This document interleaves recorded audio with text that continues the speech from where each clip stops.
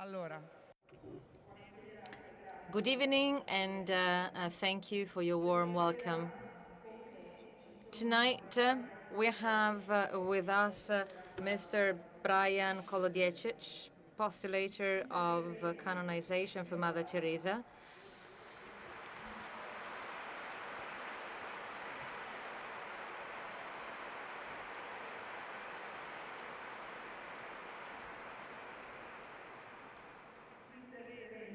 Sister Serena, who is the missionary nun who came with Mother Teresa to the meeting in 1987.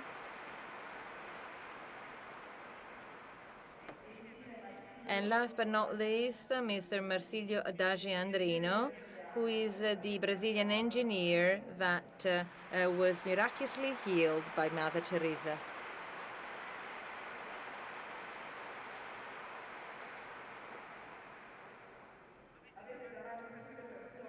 You have in front of you people whose life, in a way or another, has been characterized by the meeting with the Mother.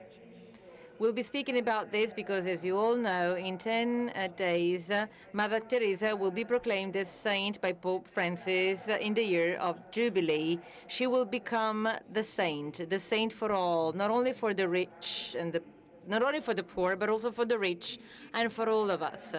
So before explaining why and the reasons why Pope Francis is going to make her saint, I want to call to the floor the president of the Meeting Foundation, Mrs. Emilia Guarnieri, for an official opening address.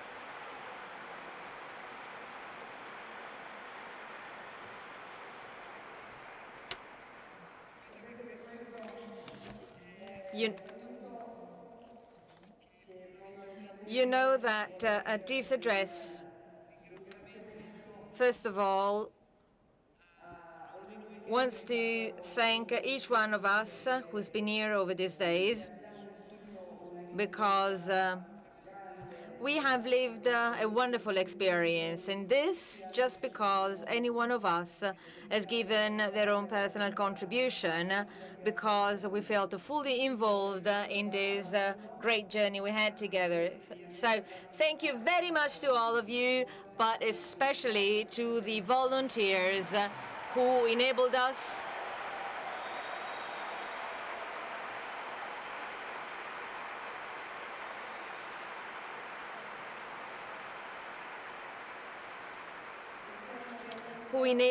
as I said, to all this meeting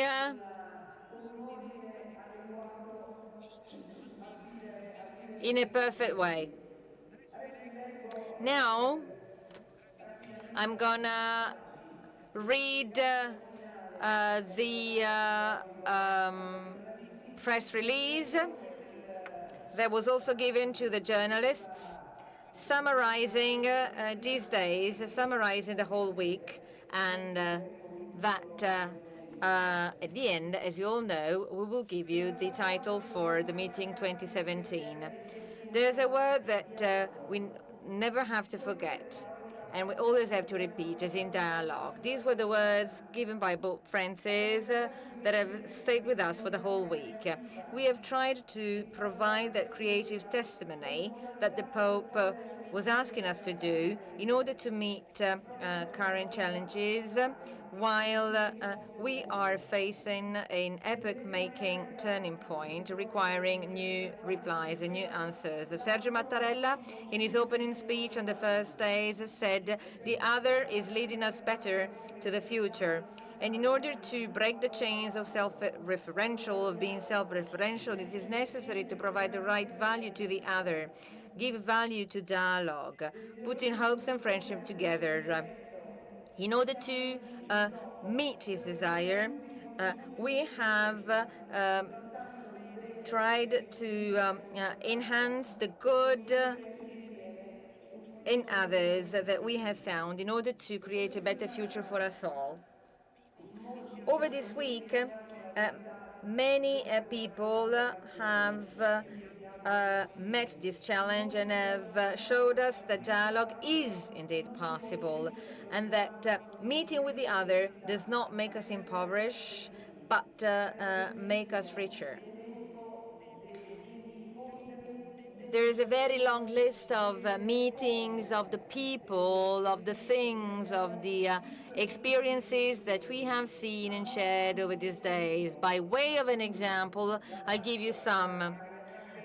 There was the carol between Maria Grazia Grena and Agnese Moro and Augusto Geretti, the speech on the life of Christians in the Middle East by Camillo Bellin, the dialogue on migrants between President Romano Prodi and Silvano Maria Tomasi, the speech given by the director of Bardo Museum in Tunisia, Mohamed Fadel Mahfoud, Nobel Prize for Peace 2015, the Archbishop of Bologna, Matteo Maria Zuppi, the speech given by Firas Lufti, parish of St. Francis in Aleppo, Syria, the dialogue with Rabbi Eugene Korn on Jews and Christians as partner for world redemption, Legoida, Jan Figel, Professor Joseph Weiler, and Aziz Azanovic, Grand Mufti from Croatia, and Vail Farouk.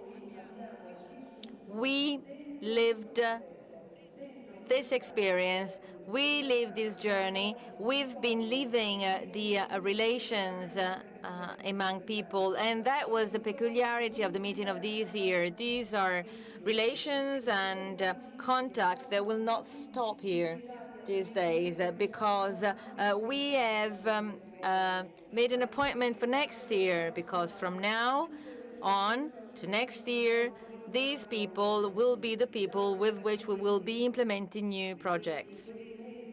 As already happened these months, many conferences that have been organized during this meeting have been done with people we have met in the past, like the exhibition mounted on the Genius of the Republic, made with Violante, or the exhibition on forgiveness and mercy, made with the ambassador of Honduras, the exhibition on Georgia, and the wonderful exhibition on Mother Teresa that the Friends of the Postulation for Canonization of Mother Teresa enabled us to carry here to the meeting. So thank you very much. I want to thank them because they're present with us today. Thank you warmly. I feel really very moved. I'm here right now, and after watching the exhibition, after I've seen them, it's like after 1987, no time has passed by. I just feel gratitude for them. And that was the same case in 1987 when Mother Teresa came to visit us for the meeting on the last day. So I feel very moved. I think that Mother Teresa accompanied us over all these years because she said that that would be the case, and she told us that that would be the case on that day when she was with us. I could tell you many more things that focuses on international topics with RAI President Monica Maggioni, the many shows made over these days up to the show made yesterday with Joelle Dix. We have seen that we can win hope of death through this message of hope. And the fear of death and the pain of earthquake affecting central Italy has characterized the last 2 days of the meeting.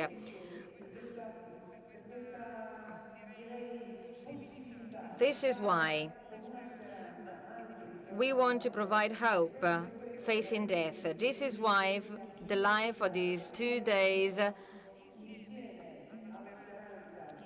has been characterized by hope, by joy for what we are living, but at the same time, we all felt pain for what has happened 2 days ago. As I said this morning,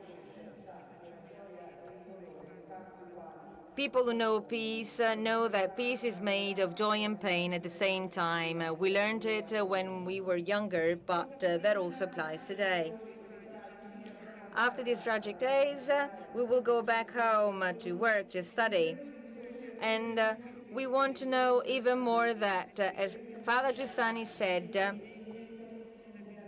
the Christian hope becomes evident in the testimony of a passion for man, which is full of acceptance of the situation where we are. So we're ready to make any possible action. We want to understand who we are. We want to understand what we consist of.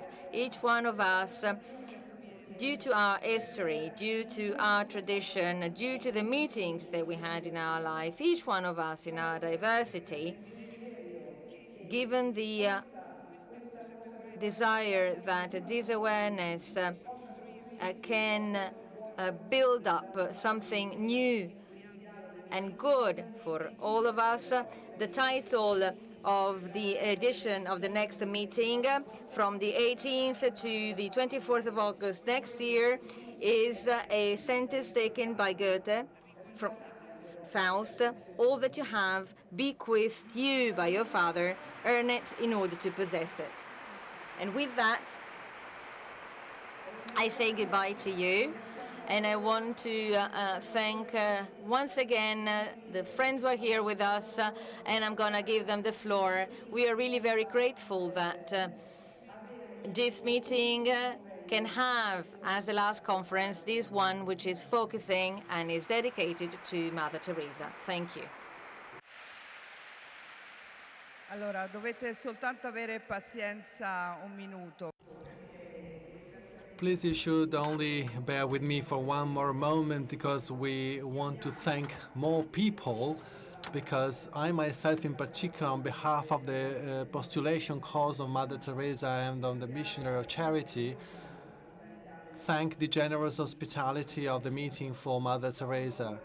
I want to thank in particular Marco Luigi, chair of the meetings, and Alessandra Vites, the chair of the exhibition, and the students of the art school in Milan, and engineer and medical students in Bologna, who together with Valeria Malcamonica gave their heart to rebuild the city of Calcutta. And finally, I want to thank Simone, who in 3 days painted the cross that you could see in the chapel. So thank you, Simone, for your work.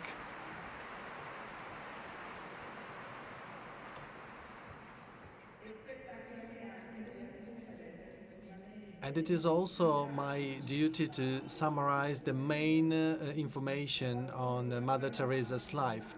Some of you may know, but others may not know,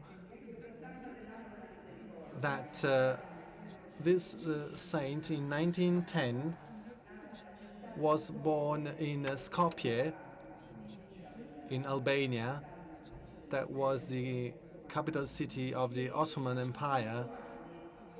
When she was 18 years old, she decided to enter the order of the Loreto Sisters to embrace her vocation. And what was her vocation? That was very simple. She loved profoundly Jesus Christ, so much so that in her young age she wanted to bring it to all the people, especially as a missionary. That's why in 1928 she left Europe when she was 18 years old, and she first went to Ireland as a postulant of the Sisters of the Order of Loreto, and then she left to Calcutta because this order of sisters had some missions in Bengal. There she lived 17 years. First she was novice, then she accepted perpetual vows, and she taught in a school. She was teaching some young girls there, and she learned Hindi and Bengal language. And what happened? The main event in her life was what she used to call the call in the call. There was a mystical experience that we had come to know after her death, and that mystical experience was deeply rooted in reality. What happened was that where evil Man's evil may determine conditions of suffering and violence. Well, there, the voice of God is always present. And that's what happened to Mother Teresa. She was on a train on a trip to Darjeeling. It is a mountain area for a spiritual retreat, and after seeing in Calcutta the misery of famine that would kill a lot of people, she would see the suffering of mothers, seeing their children dying in their arms. In 1946, some weeks before taking this trip to Darjeeling, she saw people dying in the street because of the clashes between Hindus and Muslims. So in this trip, she received her call, and Jesus' voice was asking her to found a new order at the service of the poorest among the poor.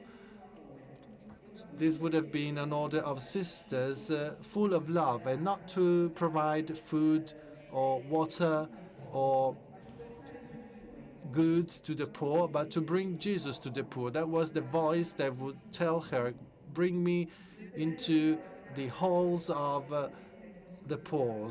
That was an extraordinary experience that really influenced all her life, and that was the premise to a second important experience that she let us know very well. And this is something that makes her figure really a current figure. After a couple of years, she received the green light to leave the Loreto sister. She wore a sari, the same that you see here with Sister Serena. This is the uniform of the new order, and that's what Jesus asked. Jesus asked the sari for the Missionary of Charities. And after starting her work in the slums of Calcutta, Mother Teresa started to feel two opposing feelings. On the one hand, she was feeling a strong desire for Christ. On the other hand, she was feeling abandoned, rejected, and not loved by God, and she wouldn't understand this situation. This suffering remained in her for all her life, and later Father Brian will tell us more about the meaning of such a thorn. In this darkness and in the memory of such a bright light in the meeting of God, it is here that Mother Teresa went through 50 years of her life and our life. The order has expanded. Two young sisters and her started this work, and it has been growing so much in India and in many parts of the world. We know she was a very good friend to John Paul II, who had already recognized in her traits of sanctity. And that's why he really speeded up the process to sanctification. And Pope Francis on the 4th of September will proclaim her a saint, and he too recognized these traits that were confirmed by the Church, and he wanted her as an image in this year of mercy, because she's been really merciful for all of us. So now I give the floor to Father Brian.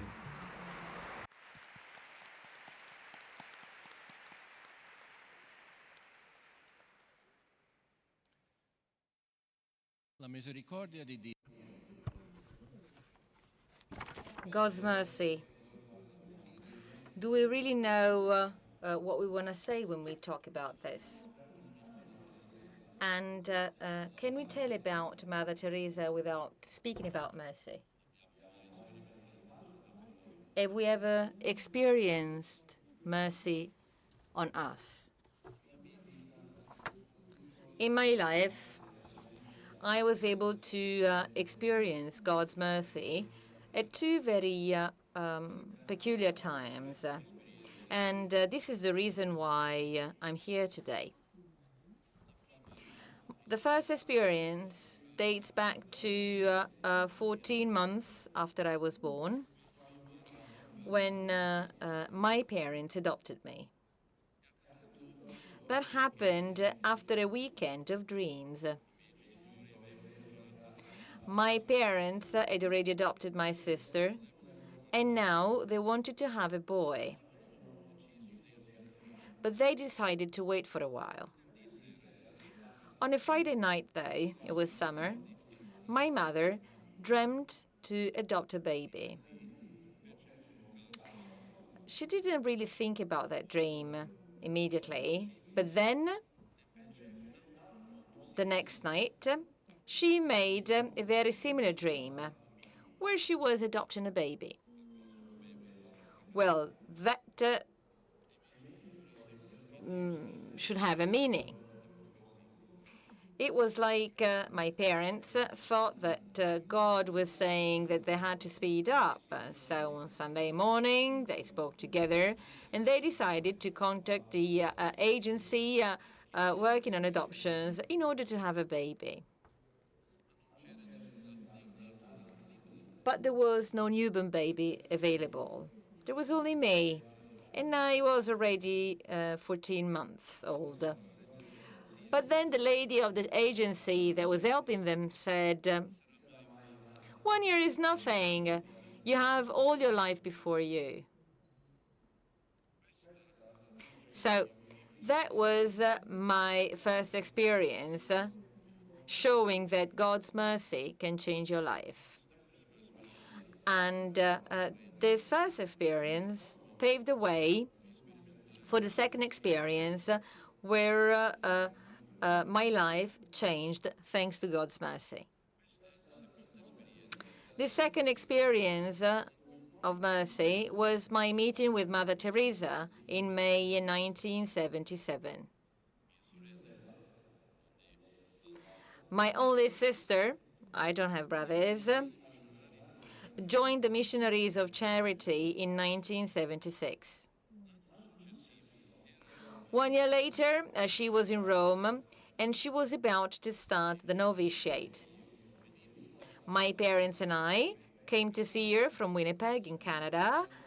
For the first time, she had joined the order. At the same time, Mother Teresa was also in Rome to see her sisters take the vows and to launch the first group of contemplative brothers. Together with my parents, I participated together with the sisters in the Mass and in the afternoon adoration. So Mother Teresa knew that I was one of the sisters' brother. In early June, the same year, on the Feast of the Sacred Heart, there was a Mass for the homeless in the place that the homeless used and they were made available by the sisters. The Mass was given by the Deputy Cardinal in Rome, and Mother Teresa pinned the cross on the heart of a priest and 5 laymen. After Mass, when we were about to go away, my parents went to say hi to Mother Teresa, and I did the same. While I was greeting her, Mother Teresa told me, "I want to pin a cross on you too." I was astonished. I was only 21, and Mother Teresa herself was telling me such a thing. I was speechless. The next morning, I had the opportunity to talk to her after Mass, and she invited me to join the new group of contemplative brothers. Went back to Rome in September, and on the 9th of April of the following year, Mother Teresa really pinned the cross on my heart. Clearly, at that time, I could have never imagined that 20 years later, I would have had the honor and the responsibility to be the postulator of her canonization. Starting from May 1977, I was blessed enough to meet and stay with Mother Teresa for the following 20 years. Some years later, in 1983, when I found out that I wanted to be a priest, I contributed to the creation of the Missionary of Charity Brothers in New York, the last branch of the order that was founded by the mother. More than anything else, Mother Teresa gave me her tenderly and maternal love. Several times over the following years, when I had to make important decisions, I let her decide about my future. I always followed her instructions and advice, but once. I trusted that what she was deciding for me was the way in which God, through her, was acting and present in my life. I would have liked to write down all the experiences I had with her and all the things she told me. You can really be very stupid when you're young. One of the greatest gifts related to the fact that I'm her postulator was the opportunity to meet Mother Teresa much better than when she was alive. I remember that when I finished closing writing the position, I thought that I could really know her in a much better way than when she was alive.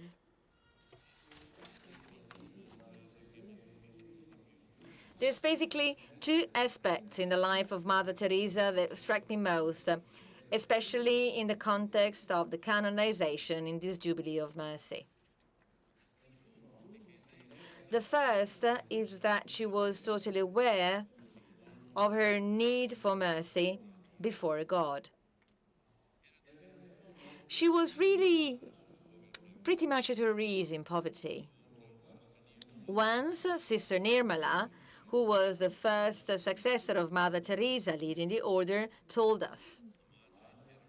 The mother was convinced that she was a poor sinner, but she trusted in love, in tenderness, and in mercy given by Jesus. The mother always felt the need of God's mercy, and that God had really been merciful to give us all that he had given to us. This is why she was grateful to him.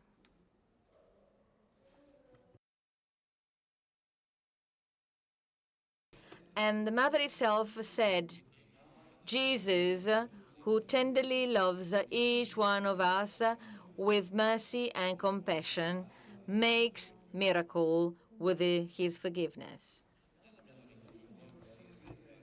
Indeed, the year of mercy makes us recall that before God, we all need for mercy. We're all equal in that. Seen from outside, our needs may seem different.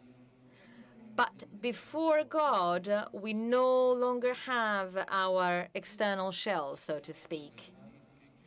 We are all beggars, asking for his love, his forgiveness, his mercy. Now, saying that in Mother Teresa's words, using Mother Teresa's words, we could call this inner poverty as the Calcutta of heart, or even better, the Calcutta of my heart. Mother Teresa used to say, Calcutta is everywhere. True, maybe we will never make any bad act, we will never make anything bad, but it's true that we can do it, and we can do terrible things. This is why we are all poor. Mother Teresa was really pretty much aware of her poverty and her misery. But she was even more aware of Lord's mercy and forgiveness. This is why she was always ready to give mercy and forgiveness to others. And this is what she was saying in this context. We need a lot of love to forgive and a lot of humbleness to forget. Because forgiveness cannot be complete if you don't forget. And when we don't forget, sometimes, well, rather often, we say that we have forgiven, but that we cannot forget. But until we forget, we do not forgive 100%. This is the most beautiful aspect of God's mercy, because God can not only forgive, but can also forget, and no longer talks about what has happened, like the father of the parable with his prodigal son. He doesn't even say, I'm going to forget your sins, or I'm going to forget the evil you made. He just runs to meet his son with joy. These are the wonderful examples that we have to share by using the gospel to make them become something real in our life.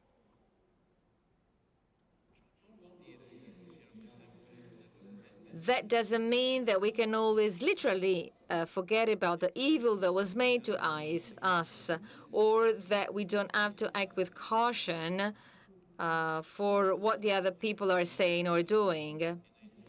But in our attitude and in our personal relations with others, we need to forgive and to forget. Or at least, we need to behave honestly, as if we didn't remember the offense that was made to us yesterday. Mother Teresa used to practice what she was teaching. She wasn't shocked for other people's sins. She knew that she could also make some sins. One of the people working with her directly experienced her unconditional forgiveness. This person had done something really wrong, and this person found it hard to manage her sense of guilt and shame. This is why she told Mother Teresa all the story. And I'll tell you how Mother Teresa, how this person recalled that experience. And I quote, "After hearing all the story, the mother asked me if somebody else knew about it, and I answered that only the priests I had confessed with knew about the story. Then the mother looked at me with a lot of love and tenderness in the eyes, and she said, 'Jesus is forgiving you, and Mother is forgiving you. Jesus loves you, and the Mother loves you. Jesus just wanted to show your poverty. Now, if somebody else comes up to you to tell you the same thing, you will have compassion for that person.' I asked Mother Teresa not to say that to anybody, and she promised me with great tenderness that she wouldn't. She never asked me, 'But why did you do it? How were you able to do that?' She never told me, 'Are you not ashamed of that? Because you made a big scandal.' She didn't even say, 'Don't do it ever again.' As we know, in the sacrament of confession, we directly and personally receive God's mercy. Mother Teresa's attitude to this person who made everything wrong is very close to the behavior that God has with us. His mercy meets our misery, but he's not superior. He's not a judge. He's not a master. He uses with us a motherly, or rather a fatherly love, welcoming the prodigal son. A sister once told this story, and I quote, "Once I went to Calcutta for a retreat, and I was very worried for a sin that I had made. This is why I went to meet the mother. I wrote down all my faults, my weaknesses, and above all, that sin that was tormenting me, and I gave everything to the mother so that she could read it. She read everything. Then she tore the sheet apart and said, I put all of that in Jesus' heart, but you don't ever doubt about God's mercy. When you have confessed your sins, remember that God has forgiven you and has forgotten everything. Then the mother talked me about God's great love, his forgiveness, his mercy. And she told me that that sin, rather than making me going further from God, was a tool to make me more humble, to get me closer to him, and to grow my devotion to Jesus' merciful heart. And all that thanks to the mother. End of quote. Mother Teresa herself went through reconciliation with trust very often, even when she used to travel. She told the sister normally that even when she was traveling from one house to the other, the mother always used to confess once a week. For Mother Teresa, this was by no way a habit or a routine. But every time, once again, she wanted to meet God's love and mercy. The mother was well aware that, as she said, and I quote, the devil hates God, and that hate is destroying us. It makes us make sins. It makes us share that evil. So we also become part and parcel of that hatred, and that separates us from God. But this is where God's wonderful mercy comes into play. You must only refuse the evil and say that you're sorry. This is the greatest gift of confession. We go to confess as sinners full of sins, and we get out as sinners with no sins. This is God's enormous, wonderful mercy. Always to forgive, and not always to forgive, but also to love. Sweetly, with love, with patience. And the devil hates this about God, as in the tenderness and God's love for his sinners. End of quote. The second extraordinary dimension of Mother Teresa's life is what she called the darkness. The second aspect is directly connected to the first one and explains to us why Mother Teresa could be merciful.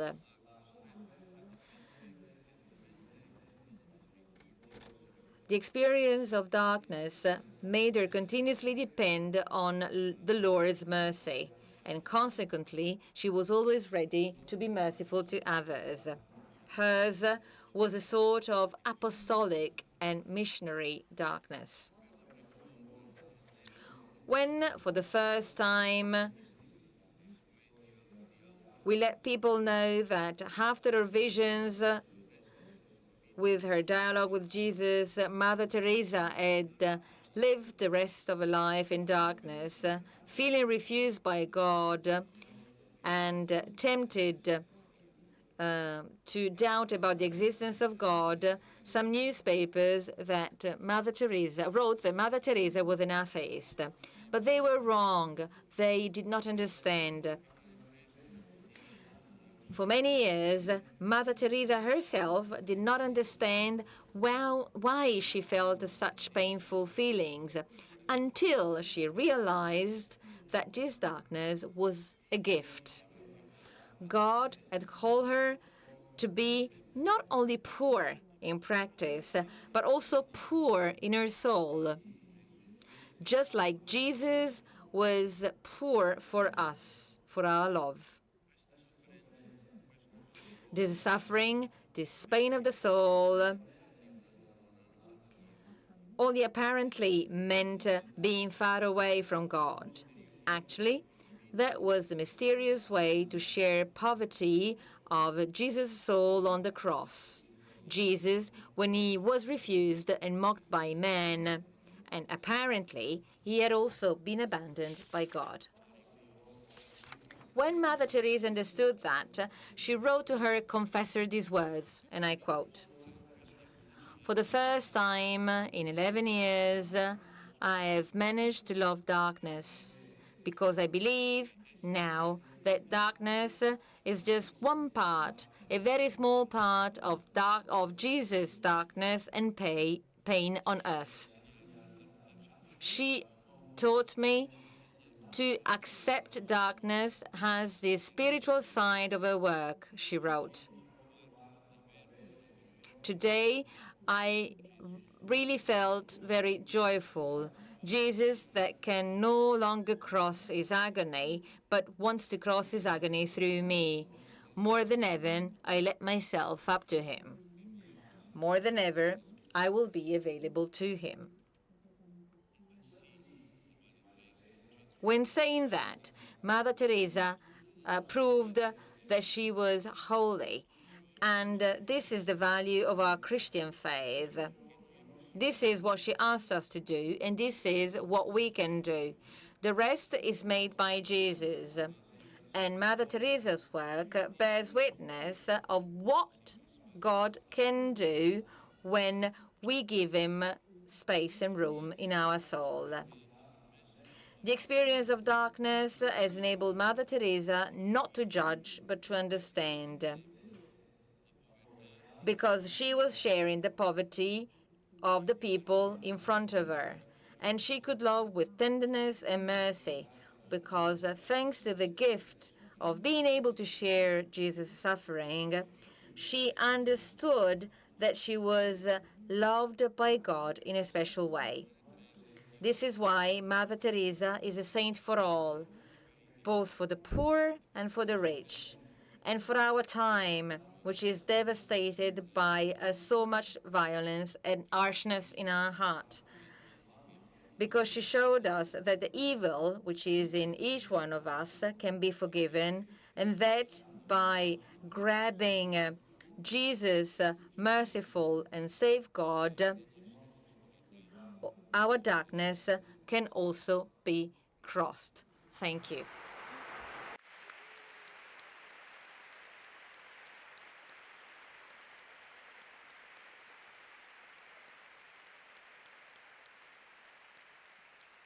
Ringrazio Padre.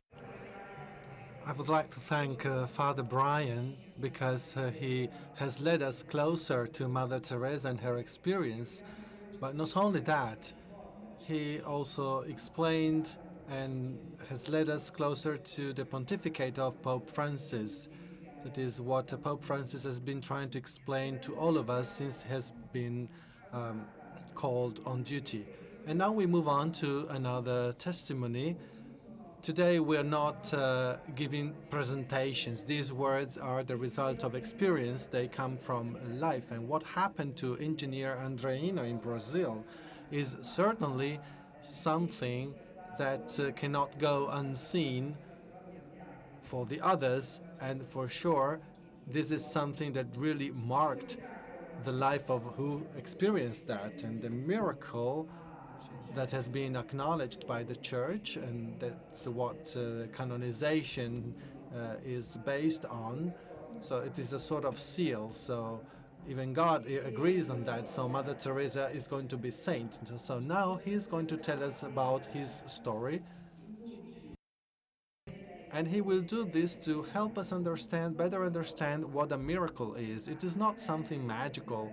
It is an event that comes across our life and imposes itself with such a violence that one is amazed, one is just bewildered of that. And God is so close that you can nearly touch him. So now the floor goes to engineer Andrino. Boa tarde. Good evening, ladies and gentlemen. My name is Marcilio, and I was born in Santos, and I'm going to tell you about my story. When I was 6 years old, I found out that my kidney were not working really well. I could live a normal life, I just had some limitations. For example, I couldn't drink too much water, I couldn't drink salty food, but I had a pretty normal childhood. Then, when I was 18 years old, I started to have more problems and I had to start hemodialysis. And then I went through a transplant, a kidney transplant. When I was 19 years old, I received a kidney from my brother. After the transplant, I could go back to my studies. In 1998, I graduated. In 2000, I completed a master, and then I also obtained a PhD. At the beginning of 2000, I've met the woman that has now today my wife, Fernanda, and at the end of 2000, when I in engagement with Fernanda, permanent job to establish, to fix our wedding day, end of 2008. I position in 2000. In a year, I moved from Campinas to work.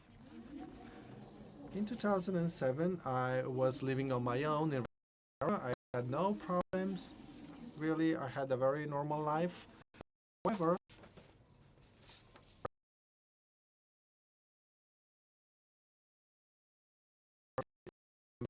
2008, we've had a problem. In 2008, at the beginning of 2008, I could go on holidays and I decided to go to Santos.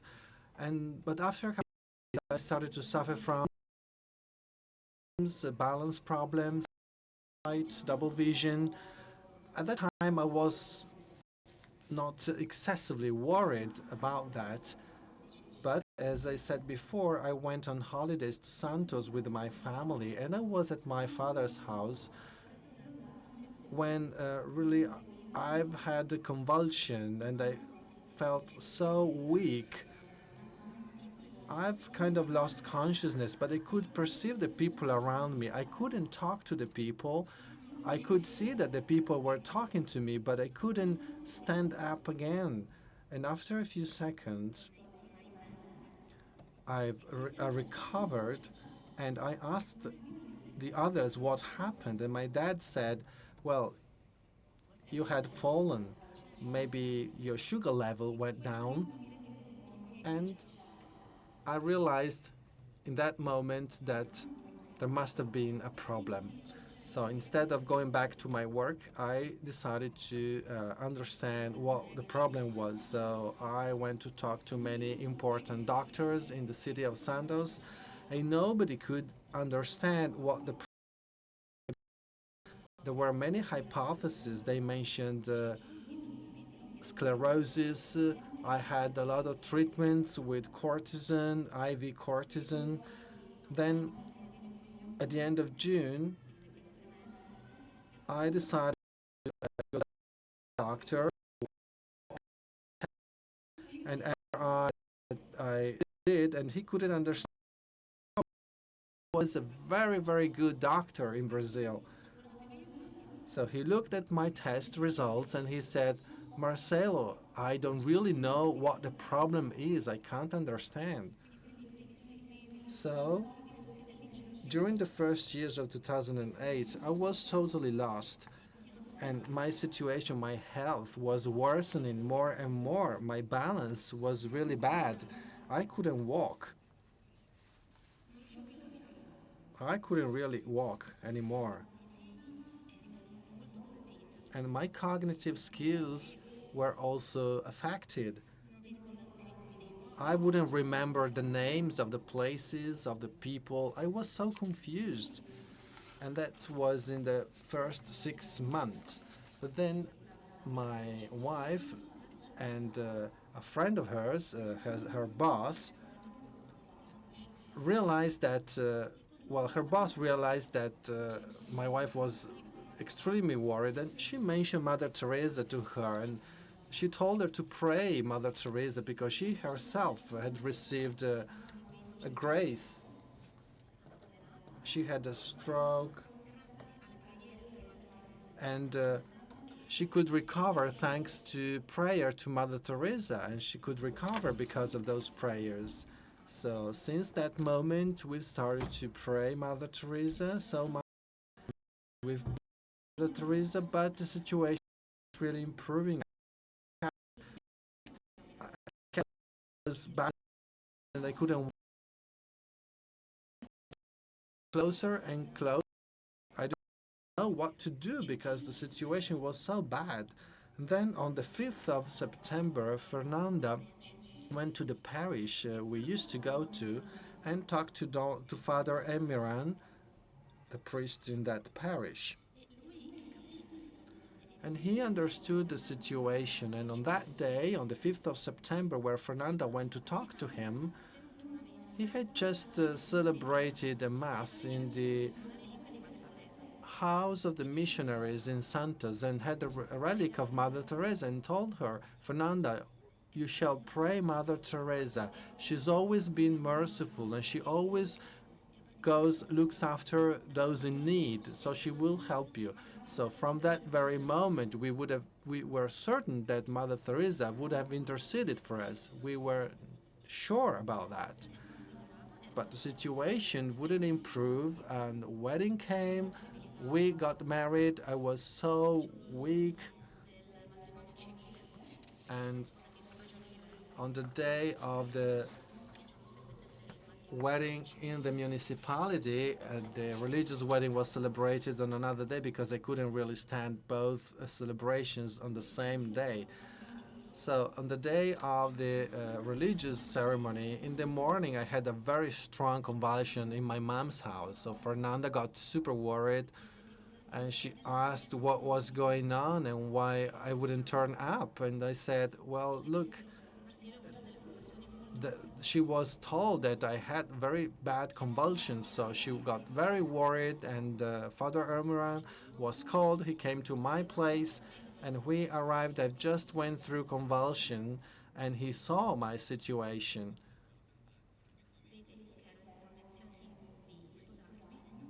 He saw that I could get married. He asked me, do you feel you can do it? And he also asked Fernanda, and I said, yes, I feel I can do this.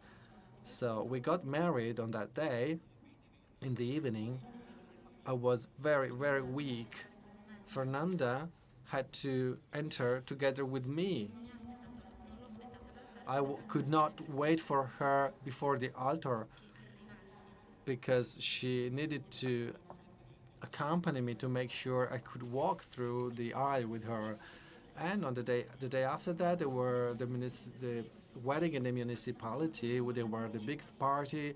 I couldn't really stand on my feet, but I was very, very happy. I could hardly walk at that time. The day after, my situation really got worse and worse. I couldn't remember anything. I had stronger convulsions after those in September. But despite all this, we were sure that Mother Teresa would have interceded for us. On the 20th of October, I was in my parents' house and I had a very, very strong convulsion. I had a sequence of convulsions. It was a terrible situation. I was taken to hospital in Santos, There were no places. It was really hard to find a place for me, so I went to the hospital in Santos. And once I was there, a young doctor approached me. This was a very competent person, and he told Fernanda and my parents to give him all the test results. And he he managed to understand what the problem was. Just by looking at one of the first tests, he said Marcilio had some abscesses in the brain. He had several abscesses. That's what he said to Fernanda. He said, the situation is serious and the abscesses are in areas that cannot be reached. I had 3 main abscesses and 5 minor abscesses, so 8 in total. So the situation was really, really serious. So an antibiotic treatment should have been started to try and reduce those abscesses. So treatment started, but I couldn't improve. I couldn't recover. When I was in the hospital, I could almost walk on my own, and after 10 days of treatment with antibiotics, my left part of the body was totally paralyzed and I couldn't really walk. I lost my sense of balance 100%. The doctor then gave me a mix of antibiotics, and the situation was really getting worse. Everybody was there to see what was going on. We were praying every single day, Mother Teresa. And my wife Fernanda would take Mother Teresa's relic and would place it on my head where I had the abscesses, which were the reason why I didn't have any balance and I was paralyzed and all the problems. So every day we would pray Mother Teresa with that relic placed on my head. And then when I went to sleep, I used to place the relic under my pillow, but the situation wouldn't improve. However, we were sure that sooner or later, God and Mother Teresa would have interceded through God for her grace, for His grace.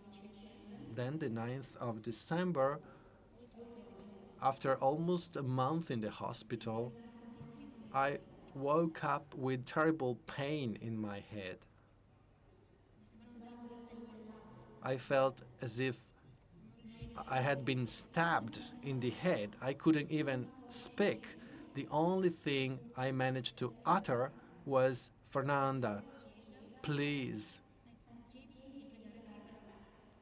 pray for me, and ask the other to pray for me. That's the only thing I could utter. And then I was sedated. And after that, some doctors came and realized that the situation was incredibly serious. There was pessimism. I took some more tests and they found that I had a hydrocephaly, that is an excessive amount of liquid in my brain because the abscesses had grown so much that they stopped the drainage of liquid from my brain. The doctor said the only chance for Marcilio to live is to insert a drain in the brain, but that would have been an irreversible situation. They didn't know how long I could have standed that kind of solution. And after that, I had anesthesia and I woke up in the surgery clinic without any pain. I could see the doctor there. I could feel a sense of peace. And I asked the doctor, what's going on? I don't understand. I was so happy because finally I didn't have that pain, that headache. And he said, Marcilio, you say you don't have your headache anymore, so let's go back to your unit and have some sleep. I could sleep peacefully without my headache. Well, I wasn't really feeling well. I was still paralyzed. I couldn't walk. But the day after, when I woke up, the doctor came again and asked, "Did you sleep well?" Well, if you don't have any pain, we don't need to do the operation and you don't need the drain anymore. You can go back to your unit. So we found out that the brain abscesses reduced by 70%. I was awakened and hydrocephaly basically disappeared. The excessive amount of liquid was not there. So I went back to my room and my family was so happy. My wife was there and she told me about what had happened. She told me that when I went to surgery, she painstakingly prayed Mother Teresa for a miracle. Then she also contacted Father Elmiran, who came and he anointed me because the situation was really hopeless.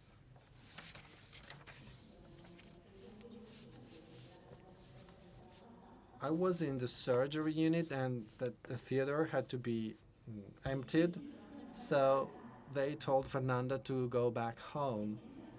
So Fernanda left and went home. There was no real reason to stay in the hospital, so she went home and she started to pray all alone.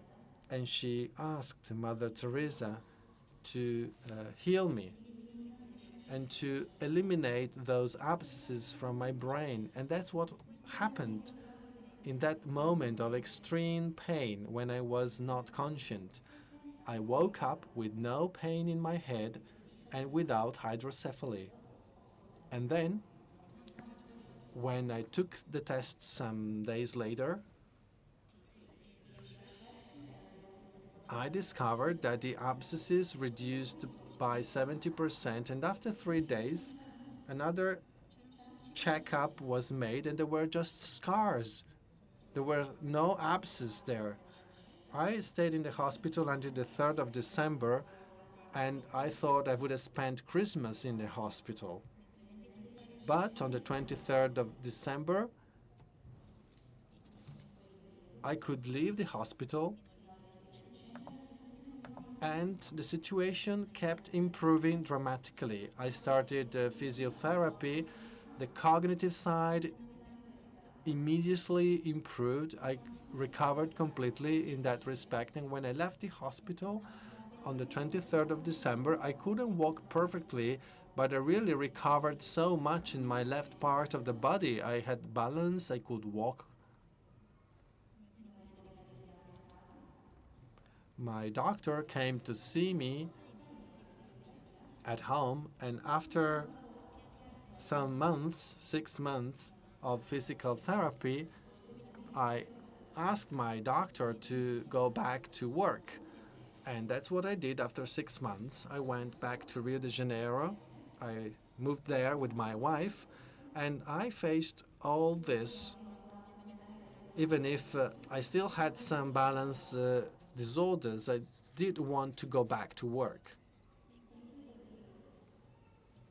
And in this period, after leaving the hospital, we wanted to have some children. We've just got married, and we talked about this with our doctor. And he said, right, you want children. However, Marcilio took heavy dosages of antibiotics. Since he was 19, he had to take a lot of treatments against inflammation, so it will be really, really hard that you manage to have children. And some months later, I took some specific tests to verify this, and the result was that I had less than 1% chances to have children. We were in Rio de Janeiro at that time, together with Fernanda, and in July 2009, Fernanda was not feeling very well in Rio de Janeiro. We thought there was just a minor thing, and we went to the hospital, and they said, well, you're pregnant. And Fernanda said, that's impossible. Marcilio took some tests, and they told us we can't have children. But the doctor confirmed that she was pregnant. And after this, we took more tests, and indeed, Fernanda was pregnant. And there we really appreciated how this miracle would continue, this miracle that healed me and gave Fernanda the chance to have a child. And in 2012, we had one more child. So today I see that Mother Teresa didn't really just give us one life, but 3 lives. Thank you.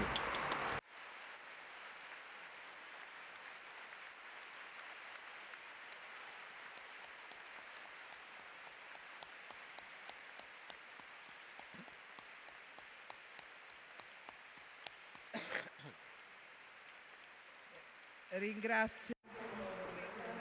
Thank you very much, Mr. Andrino, and thank you very much for the very clean and plain way she talked about these events. True, God is merciful, but it's also somewhat ironic because she finds it funny to confuse us and to show that we cannot scientifically control everything.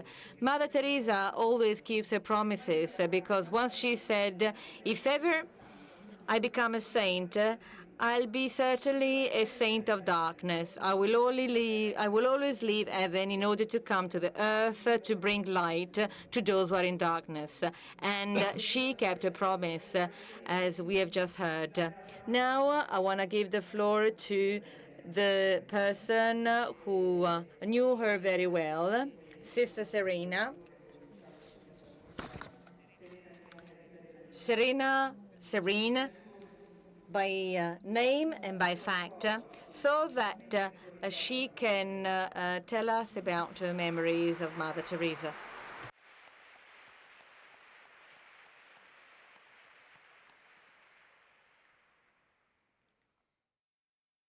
Nelle scritture leggiamo che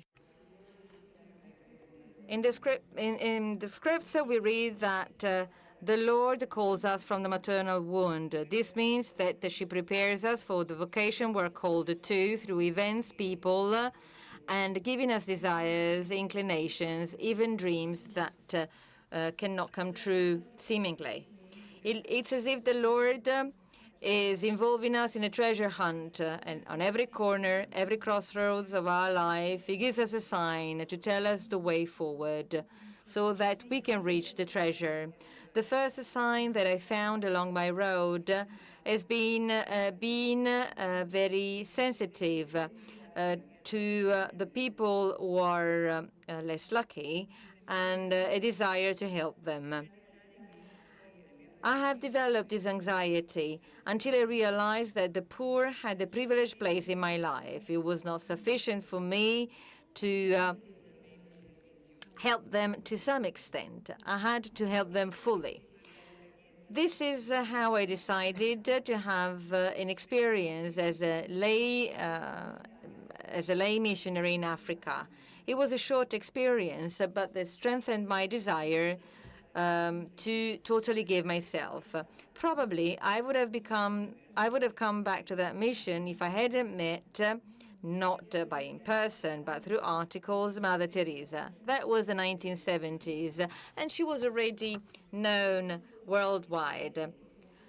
I was struck immediately, not by the fact that she paid service to the poor, but the awareness that in order to serve them, you must love them.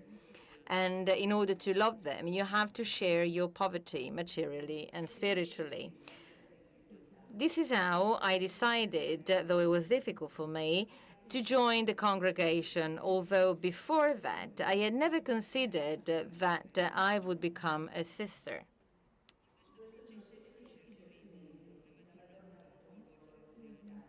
The lady played an essential role in that. She made me understand that if that was my call, the Lord would have never abandoned me.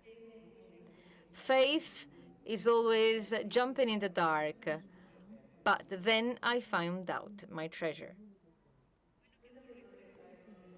Tonight, with you, I just want to recall in a very simple way an unforgettable person that I loved and that I still love, and from whom I received a lot in terms of love, teachings, and examples for life. I often recall words, gestures, episodes that maybe are not meaningful for the people who have not lived them personally, but that even today recall me deep feelings and emotions. Living close to the mother meant living in joy, not a noisy joy, but the joy coming from inner peace. Every time she was coming to one of our houses, there was some sort of joyful atmosphere around her. Some may think that the behavior and the way of living of saints are different from ordinary people, so to speak, and therefore it is easy to recognize them. This is not always the case, because what is really unique and special in them often is kept hidden. Sanctity burns inside, down deep, and what comes to the surface often is just a pale expression of what is inside. It's like an iceberg whose floating part on the water surface is visible, but it is very small compared to the enormous part which is hidden in the ocean. This can be a stimulus for us in order to find out about the saints that maybe are hidden among us, maybe even in our family. The first time I personally met Mother Teresa was in the 70s in London. I had just joined the congregation and I was learning English. The mother was paying a visit to London. She was going to Liverpool, where she wanted to open a new house. On that day, she did something unusual, as in she personally wanted to meet all the nuns of the community, myself included. At the same time, I was happy but worried because I couldn't speak English, and therefore it was difficult for me to talk to people. The mother asked me a very few simple questions, my name, where I came from. Then she continued and she explained to me that the main reason to join the congregation was not to pay service to the poor, but to belong to Jesus completely. And then I interrupted her because I realized that I was understanding her words with no problem. Mother, I told her, usually I cannot follow conversations in the community, but with you I can understand everything perfectly. And she replied to me smiling, and I quote, because the mother speaks with the simplicity of the gospel. End of quote. Well, that might seem presumptuous, but this is not the case. On the contrary, she was very humble. She was perfectly convinced that it was God making her work. Often she used to say, this is his work, not mine. And she was really convinced that her words were God's words. This explains that despite she was always using the same words in her speeches, in her public speeches, these words were always very strong, very effective, and they could always reach and move people's hearts. This perfect combination, I dare say, this overlapping of people is the result of her heroic obedience, through which she was able to totally disappear in order to give room to God and Jesus. This is one of the major mother's major characteristic, the fact that she could experiment what St. Paul said when St. Paul wrote, I was crucified with Christ. It's no longer me living, it's Christ living in with me. The mother spoke like Jesus, and she forgave like Jesus. And I remember a story. I was asked to get the visa and the air ticket for one of her journeys. Unfortunately, she had to change her plans, and therefore I also changed my plans. At some point, I lost my patience, and I showed that openly. And I didn't realize that the mother was next to me. Only at night, before going to bed, I decided to knock at her door in order to apologize for my reaction. She was surprised. She asked me what had happened. I told her the whole story, and in the end, she gave me a smile and she said, I didn't realize about anything. Don't worry, just go and sleep. And she gave me her blessing. The joy that I felt at that time is difficult to describe. I thought about my Felix culpa, because that had given me the opportunity not only to be forgiven, but also to receive strong love. Like for Jesus, for the mother, forgiving was not only forgetting about what had happened, but loving with an even deeper love the person before her. Living with the mother meant using 24 hours a day without wasting a minute. One of the last expressions on the last day she left us to go to heaven, she said, there is still much to do. She found the time for everything: praying, working, writing, meeting others, resting. And everything was not made hastily, but she was always very calm, serene. She never put forward to the next day what she could do on that same day. So, for example, during a short visit she paid to our house in Madrid, where she had stopped while she was going to South America from Rome. At that time, our community in Madrid consisted only of 4 mothers. She asked us about the situation, and when she knew that for some time we had been trying to find a place unsuccessfully for a facility to lodge our poor, she immediately started to work. Many doors opened. It was almost a miracle. And at the end of the day, we owned a land in the city center. A pure heart sees God, she used to say. In her purity, she was very happy, and it was very easy for her to find God's face hidden among the poor. In the middle of the crowd, she could recognize the people most in need. That happened one day after the ceremony. She got close to a woman. She had understood that that woman needed help. She was very confused and upset by an abortion that she had just made. She talked about that for a minute, and she was trying to find a priest for a confession. The same happened when, for the first time, she came to one of our canteens for the poor. All of a sudden, she could immediately spot the poorest among the poor. Her motherly love was very important in her relations with the mothers. She could be very harsh in repressing negative attitudes, but she was correcting with love when she wanted to guide somebody on the journey to perfection, to the sanctity that was requiring from each one of us. One day I was working in the office. I was preparing some receipts of the donations. I was putting a mark on each one of them, and I was signing them. The mother came close. She saw what I was doing. She didn't make any comments.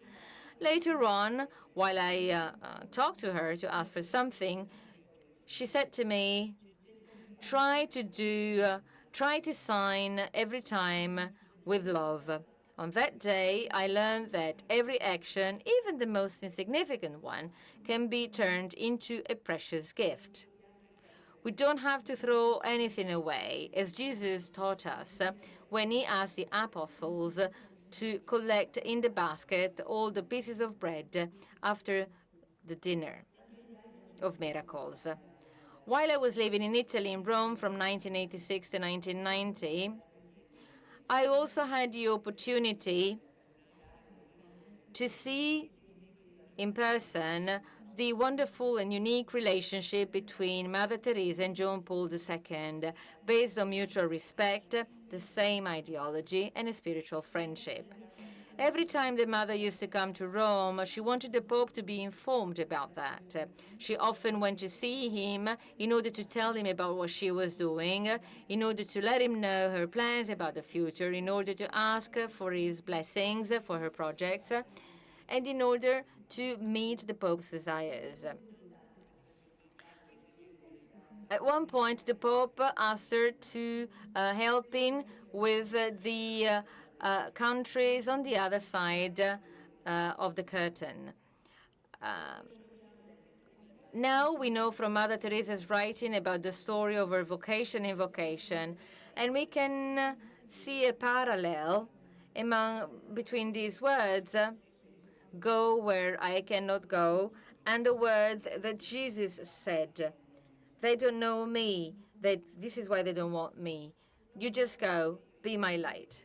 At that time, I had the opportunity to come with the mother to the meeting in Rimini. I have very vague memories of those days in 1987. I don't remember much about the mother's speech. I was most worried about other events than from the message of Mother Teresa.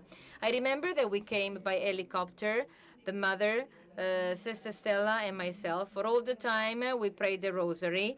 And then, since it was impossible to hear anything, we tried to pay attention to the lips movement. The mother wanted to distribute images and rosaries. We carried many of them in plastic bags. When we came to the stadium, somebody offered her a great bunch of flowers. She received that with a smile. Then she gave it to us, and we already had a lot of things in our hands to carry. At the end of the Severy, I realized that I had lost my personal rosary, but the mother gave me a plastic rosary in gift. The last time that I was with Mother was in Russia in the early 90s, during a spiritual retreat for all the superiors of the Russian region that was held in Moscow, and the Mother was also there. That was her last visit to Russia. Every time we wanted her to come back, she used to say, "You don't need me in Russia. You have the lady with you."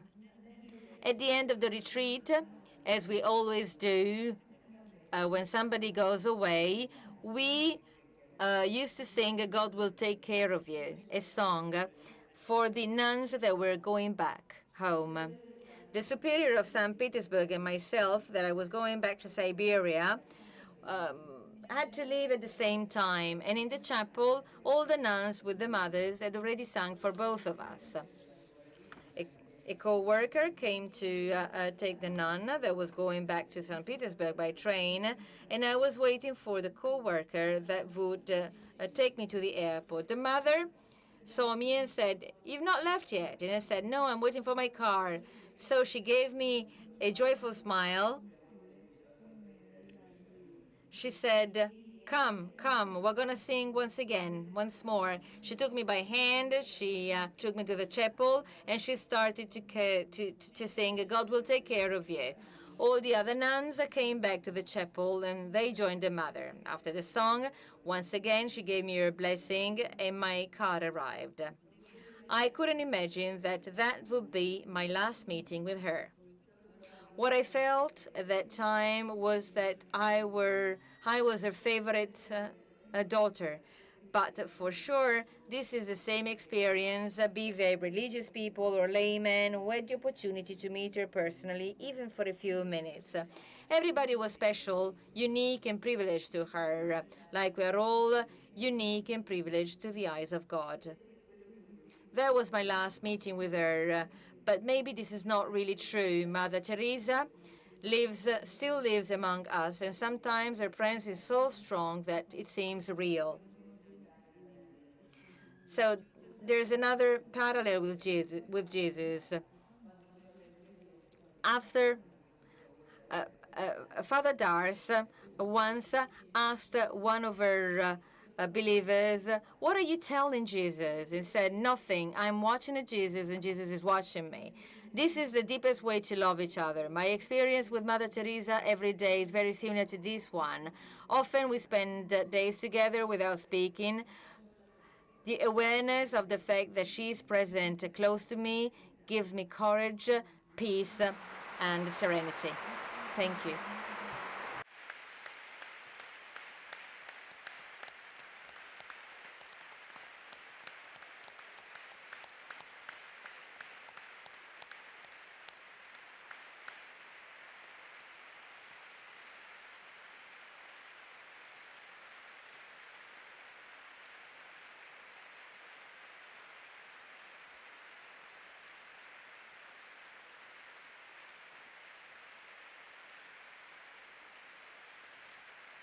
Allora, ringrazio. Thank you, Sister Serena. Describing your life and the life of the missionaries of charity with Mother Teresa, really you make us wish a different world, and you help us look at each other in a different way, not in a perfect way, but in a way full of forgiveness. I also have to give a piece of news to Sister Serena. I wonder whether Andrea can join us here. Well, in 1987, Mother Teresa came to the meeting, so 29 years ago, if I'm not wrong, a lot of years. But by chance, in the lost and found office of the meeting, a rosary was found.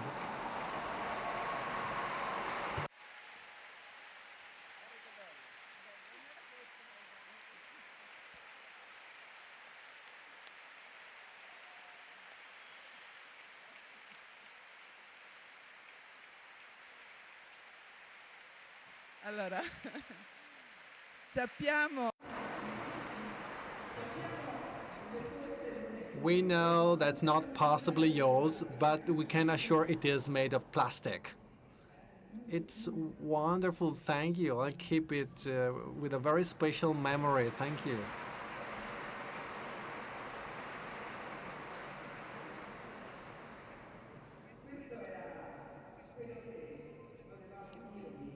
This is what we really wanted to express through words that were full of experience and life, but we cannot really conclude this conference 10 days before her canonization, without listening to her. So we have a video showing the arrival of Mother Teresa to the meeting in Rimini in 1987. We will listen to some of the things she mentioned, and it will finish with the Hail Mary. We would like to finish this conference praying for all of us and for all the victims of the earthquake that devastated one of the most beautiful areas of our country, killing hundreds and hundreds of people. So we would like now to watch this video, and together with Mother Teresa we will pray.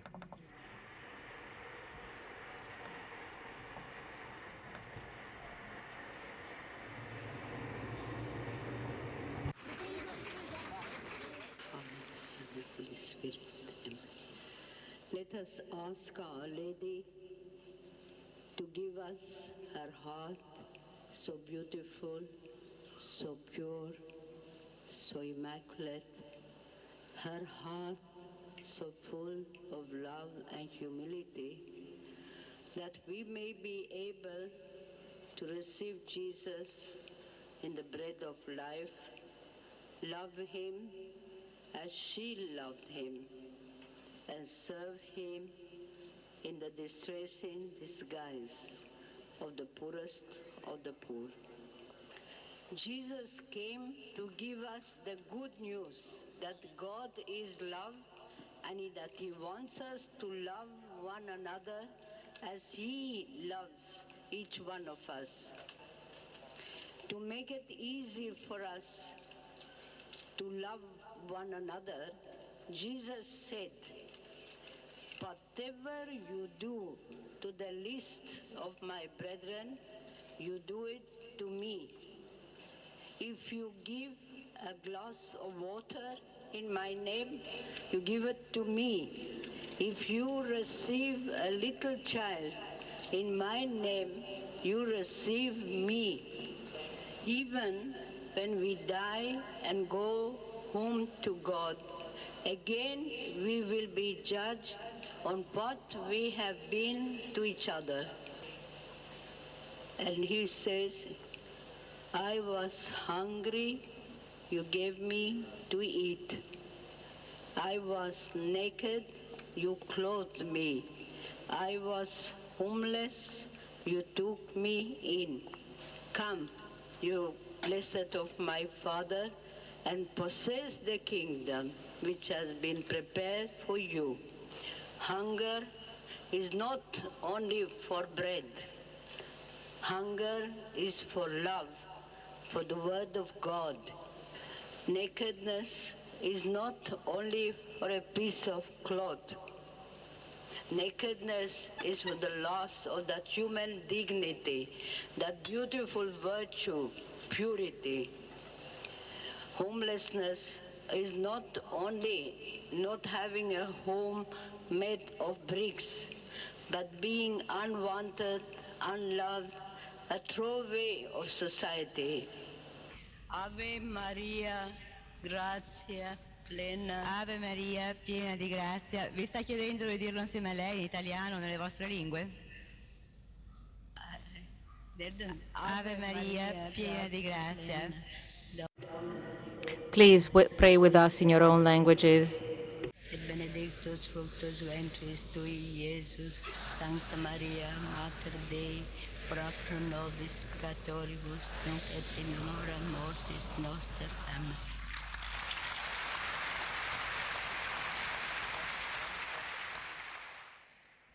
E allora prendo a prestito, se So I would really like to use the missionary charity words. God bless you and have a safe trip back home.